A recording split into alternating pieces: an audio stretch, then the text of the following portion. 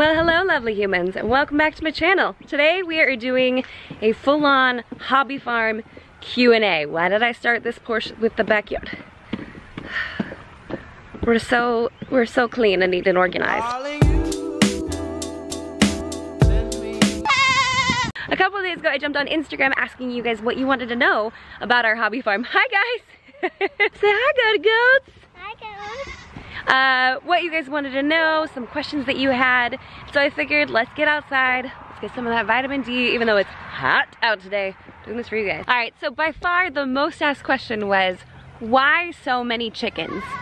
Silas, why do we have so many chickens? 1, 2, 3, 4, 5, 6, 7, 8, 9, 10, 11. 11! That's great counting, bud. That's actually completely accurate. We have our 10 chickens out here, 1 rooster, and then 1 of our chickens has gone broody, which means she's laying on eggs.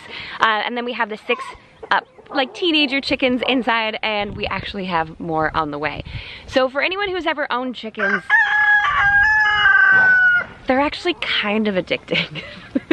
In all these forums that we read, like most people are like, build the coop bigger than you think, because you're gonna end up getting more, and that is so true. For us, 1, we just love having a bunch of them. We've got plenty of space for them to be out foraging. And 2, we love eggs, so we want to be eating them as often as possible and giving them away to family members and friends. So we don't see it as like a downside. They're so inexpensive, they're really easy to keep, especially because we have them semi-free ranging with the goats, and we will let them out and wander and they'll come straight back in afterwards. So they're super easy. I don't know, I answered your question with a question, why not so many chickens? Someone else asked how we learned so much about these animals, and honestly, Google. Lots of Googling. We wanted to make sure that we were providing, oh, yes sir. Let's count the animals. You want to count the animals? 1, 2, 3, 4. Oh, and there was 1 more. She's right there. You missed her. You missed Lola. Lola. Yeah. Before we got into this, we did a lot of research on if we'd be capable of housing this many animals. We're close to 3 acres here, so with dwarf goats and a gaggle of chickens, we know we have plenty of space. So then it was just a matter of making sure we could meet their feed requirements, which a lot of them will eat off the land, especially with this electric fence that we have put up. Gosh, Blackbeard. Especially with this electric fence we have put up that we can move around, gives them access to different parts of the property and ends up benefiting the land as well, which I think is very cool. Jade, a previous client of mine, just asked, she said, are you guys going to be adding a baby cow? Please add a baby cow. And a lot of questions were about, are we going to be adding more animals to the farm? And yes, without a doubt, we will be. The biggest reason we haven't added anything larger is because of fencing. And we kind of shot ourselves in the foot on this one just a teensy bit. Because we selected such small goats, most traditional large animal fencing will not work for the small goats because they can fit through. We can't even do like simple barbed wire. The goats will get caught. So we have to have a fence that specifically will keep in goats and or sheep. So we do have the goal of, I mean, maybe we'll get a cow one day. The baby cow would be adorable. We'd love to have horses. We definitely want a donkey because they're actually a herd protector when you add a donkey into the mix. We have lost 1 chicken so far, but that chicken we knew was a wanderer and like would always leave and not come back. So when we realized she was gone, we're like, yeah, we figured as much. She might have wandered onto a neighboring property. We haven't seen any evidence of predators, we just know that they're a possibility here. So long story short, yes, we full on plan on adding more animals. I'm really rooting for a horse.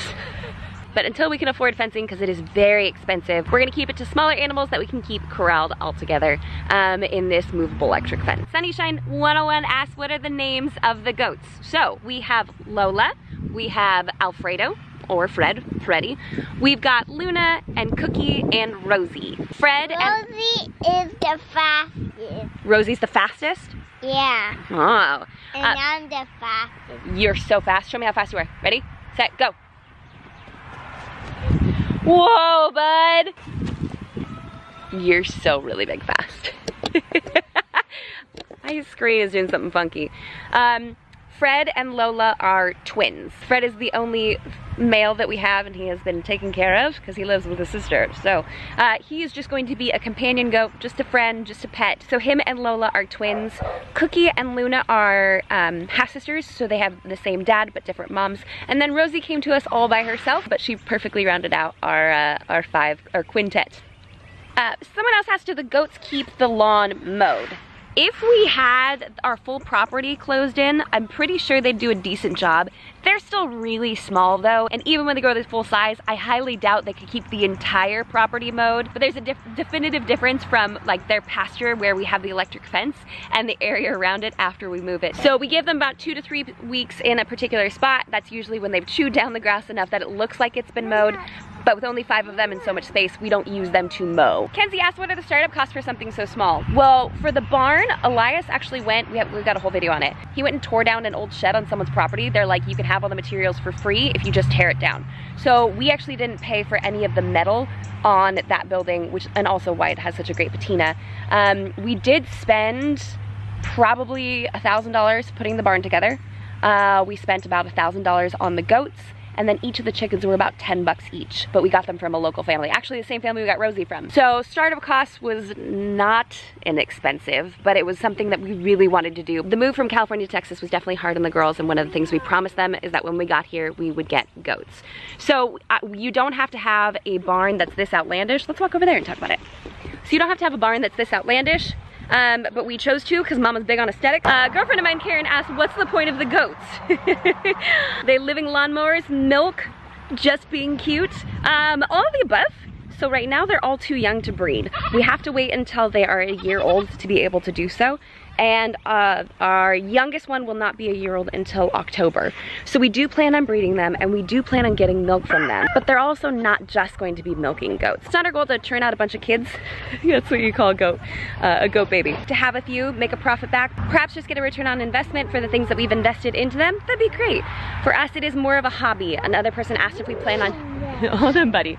Another person asked if we plan on making money off of the farm. I mean, if we can, that'd be great. I'm not against making money, but we're absolutely not gonna make a living off this. That's not our goal. How expensive is it? Once you get past the startup costs, they're actually relatively inexpensive to keep. They need hay, they need water, the chickens need feed. It's not that expensive to keep them once you've built an adequate enclosure. I think the electric fence itself was like just shy of 200 bucks.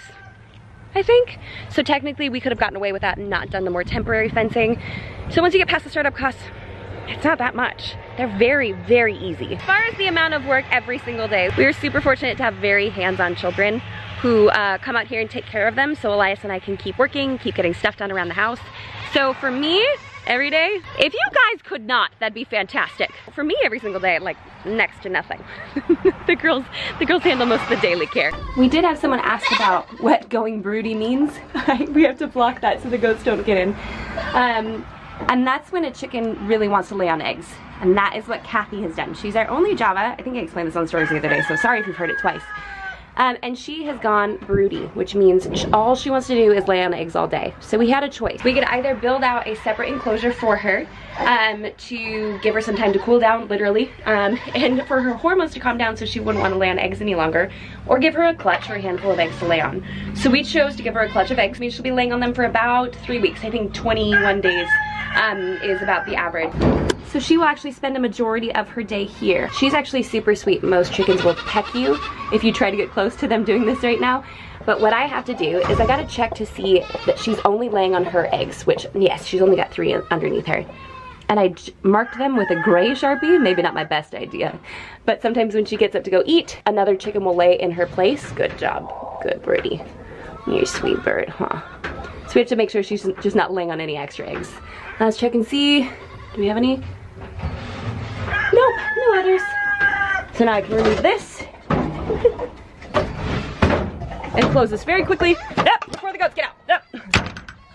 We do have to be a little cautious around the rooster because he has started attacking, which we do not love. That's his job, that's what he's supposed to do. He's supposed to protect his chickens. But with a small child and friends coming over with small children, it's not ideal. So we're a little bummed that that's happening. Hi. Okay, okay. Ow. Hi, Looney. Okay, let me see if I can get my phone out. So right now we have the chickens, okay. No. The chickens sequestered in the other part of the yard, and I can continue answering, hopefully can continue answering questions. Ow. Luna was a bottle baby.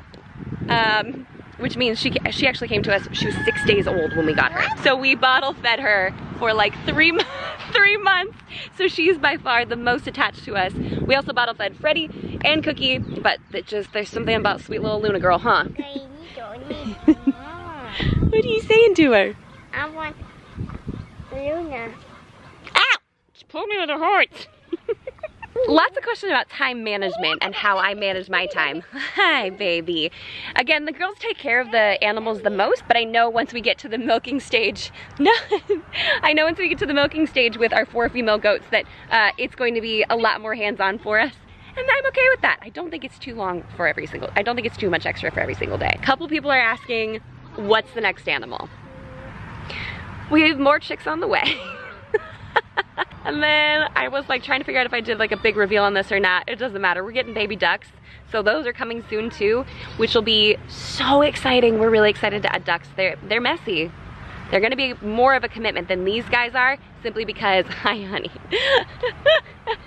Simply because they require their water to be changed out every single day. And then someone asked what's the good, the bad, the ugly. The good, the companionship. They're hilarious. We could be out here watching them all the time and be completely satisfied.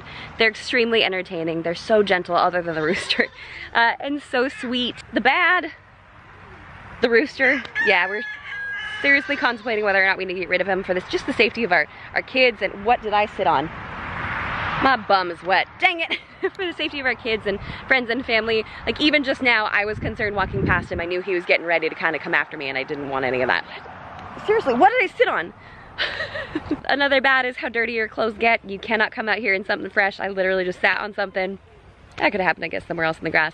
But anything I wear out here gets dirty because the goats have stuff on their hooves and it gets all over your clothes. So I have to be prepared. Like when I come out here, I'm probably walking away with mud or poop on me somewhere. And then the ugly, like the worst part, my least favorite part is trying to travel.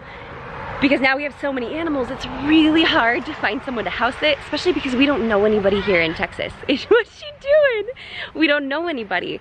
So to have so many animals and have someone who's well-equipped and knowledgeable enough to take care of them is a little hard. What's she doing?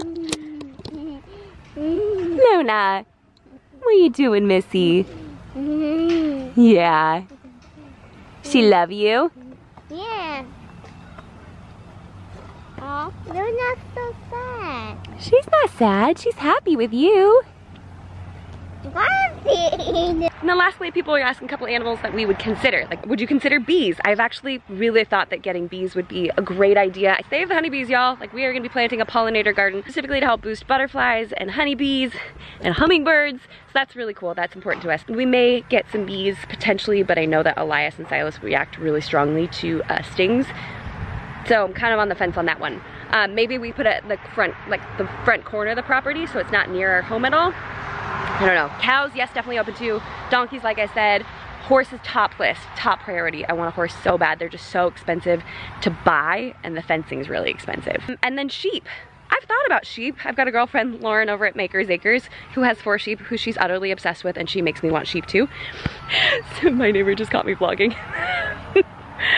So I think that they look really cute. I just don't know anything about them. And to me, the shearing sounds like it'd be a lot to keep up with, but apparently you only do that once a year. I'm open to it though. I'm open to it. It's not expensive to maintain. They're very easy. The amount of work we put into these little guys every single day is not that much. We're not looking to turn a huge profit or anything like that. We're just looking to enjoy our experience and really add value to our everyday lives. If we happen to make some money off of them in the future, maybe recoup what we paid, that's great, that's awesome.